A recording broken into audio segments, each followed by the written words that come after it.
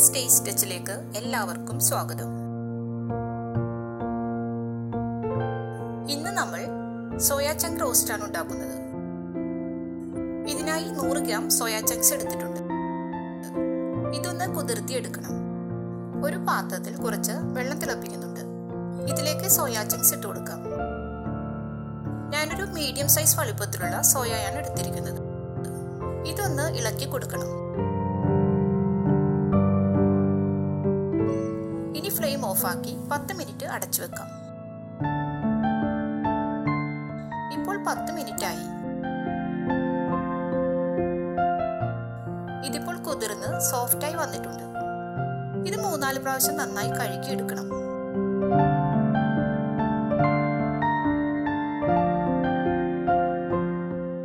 ഇതിപ്പോൾ കഴുകി പിഴിഞ്ഞ് ഇതിലെ വെള്ളമൊക്കെ നന്നായി കളഞ്ഞെടുത്തിട്ടുണ്ട്.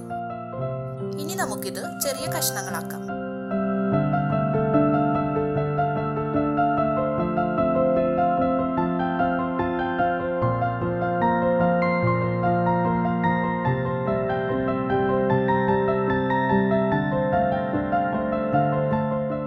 ഈ കുക്കറിലിട്ട് നമുക്കിത് വേവിക്കാം.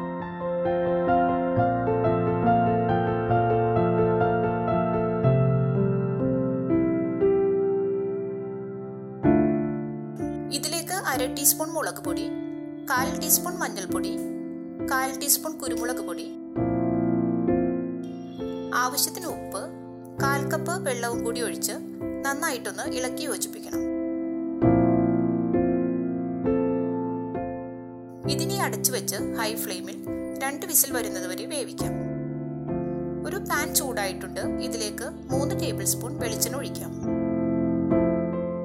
1/4 കപ്പ് തേങ്ങാക്കൊത്ത് ചേർത്ത് ഇതൊന്ന് വഴറ്റി കൊടുക്കാം. ചെറുതായിട്ടൊന്ന് കളർ മാറി വരുമ്പോൾ 1 ടേബിൾ സ്പൂൺ ഇഞ്ചി ചതച്ചതും 1 ടേബിൾ സ്പൂൺ വെളുത്തുള്ളി ചതച്ചതും ചേർക്കാം. കുറച്ച് കറിവേപ്പിലയും കൂടി ഇട്ട് കൊടുക്കാം.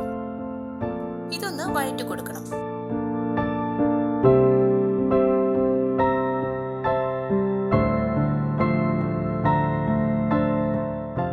ഇനി നമുക്ക് 2 മീഡിയം സൈസ് സവാള നീളത്തിൽ അരിഞ്ഞത് ചേർക്കാം. 2 പച്ചമുളക് നീളത്തിൽ അരിഞ്ഞതും കുറച്ച് ഉപ്പും ചേർത്ത് നന്നായിട്ടൊന്ന് വഴറ്റി കൊടുക്കണം.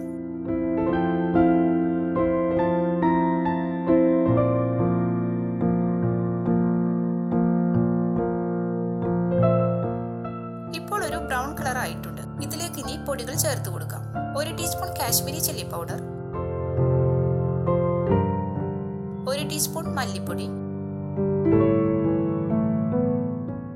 കുരുമുളക് പൊടി 1/2 ടീസ്പൂൺ, ഗരം മസാലപ്പൊടി 1/2 ടീസ്പൂൺ,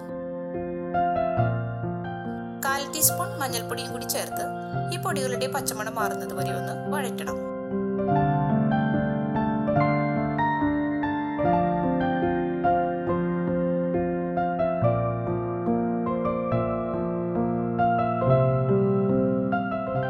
ഇപ്പോൾ പച്ചമണമൊക്കെ മാറി വന്നിട്ടുണ്ട്. ഇനി നമുക്ക് 1 തക്കാളി ചെറുതായി അരിഞ്ഞത് ചേർക്കാം.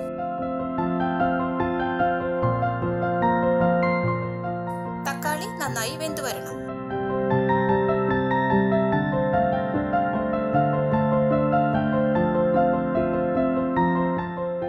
ഇനി വേവിച്ച് വെച്ച സോയ ചേർക്കാം.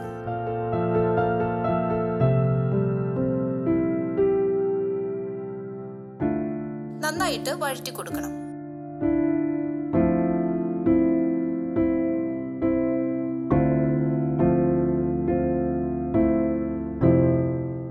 ഒരു മീഡിയം ഫ്ലെയിമിൽ വെച്ച് നമുക്കിത് ഡ്രൈ ആക്കി എടുക്കാം.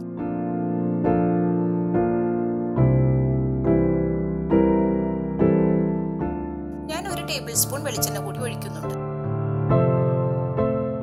ഇടയ്ക്കിടയ്ക്ക് ഇളക്കി കൊടുത്ത് ഇത് നല്ലൊരു ബ്രൗൺ കളറായി വരണം.